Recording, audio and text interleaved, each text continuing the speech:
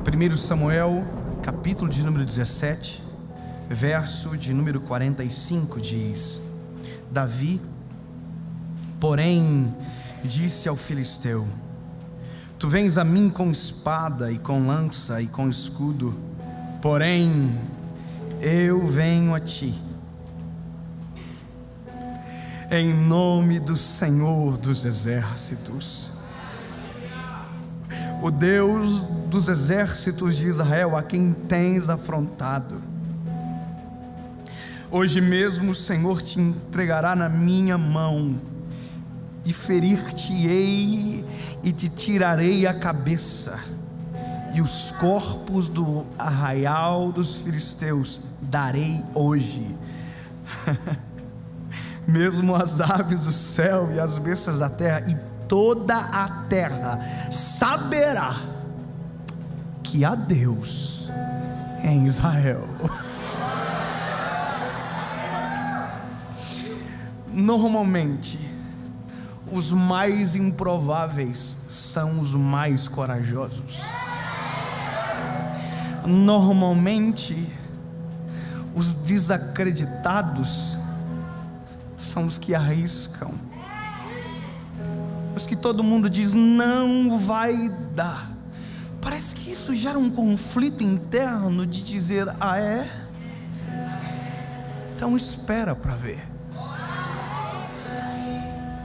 Não é algo de orgulho, não, é porque os improváveis, eu tenho a impressão que Deus olha e diz: eu prefiro usar quem ninguém acredita, para que a minha glória se aperfeiçoe na fraqueza. Sabe quando Paulo diz para o Senhor: Senhor, tira de mim esse espírito, aí esse espinho, aí Deus responde: ei, a minha graça te basta. Ele diz, sabe, isso se aperfeiçoa na tua fraqueza. Quando você pensa que não dá, dá. Quando você pensa que não consegue, eu consigo. Porque improváveis são dependentes.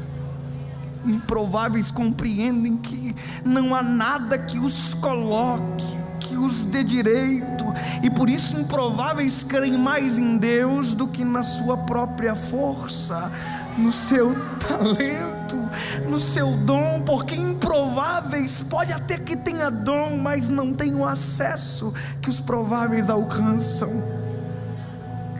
Eu sempre digo que numa corrida eu não ganharia.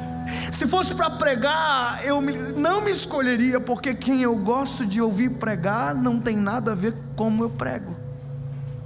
Eu confesso para vocês que eu me sinto um estranho às vezes. Eu confesso que eu fico perguntando ao Senhor, muitas vezes fiz isso,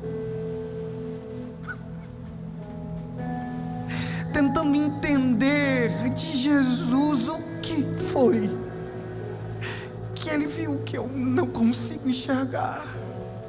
Eu consigo apontar para o Senhor, se fosse necessário, muitos melhores, e dizer: ó, melhor, é melhor, é melhor. E aí eu olho os olhos do Senhor virado para mim.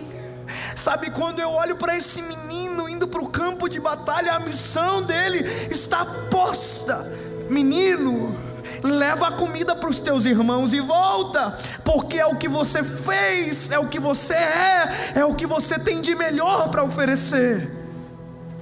Você não tem idade, não tem porte, não tem capacidade. Sabe, Davi já era aquele que seria o rei de Israel, mas ninguém sabia. E talvez isso é o que dá mais coragem para Davi enfrentar o urso, o leão, o gigante.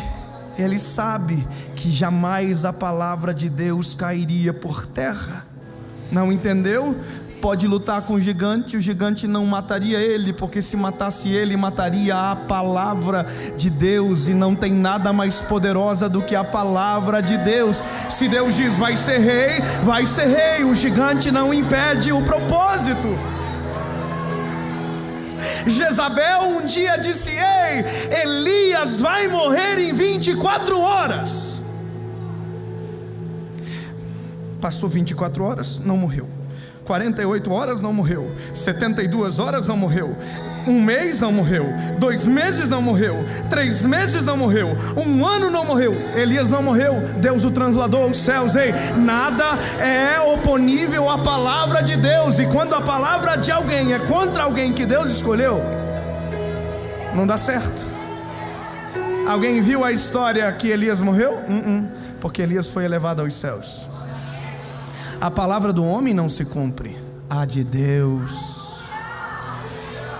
O pai Jessé disse para Davi: Davi, leva comida para os teus irmãos. Davi leva comida para os irmãos. Só que quando ele chega lá, tem um gigante na parada, desafiando, afrontando. Tem um filisteu no meio, rindo de todo mundo. Aí parece que eu vejo que Davi passou assim, voltou. Isso é. Cadê os cabra macho do exército? Os prováveis estão escondidos. Os prováveis não vão arriscar a vida. Os prováveis estão morrendo de medo há 40 dias. E um dia que um improvável apareceu, a história está prestes a mudar. Tem coisas que Deus faz através de pessoas que ninguém acredita, porque Deus escolhe os que não são para confundir os que são. Os que não têm linhagem, os que não têm nome, Ele faz.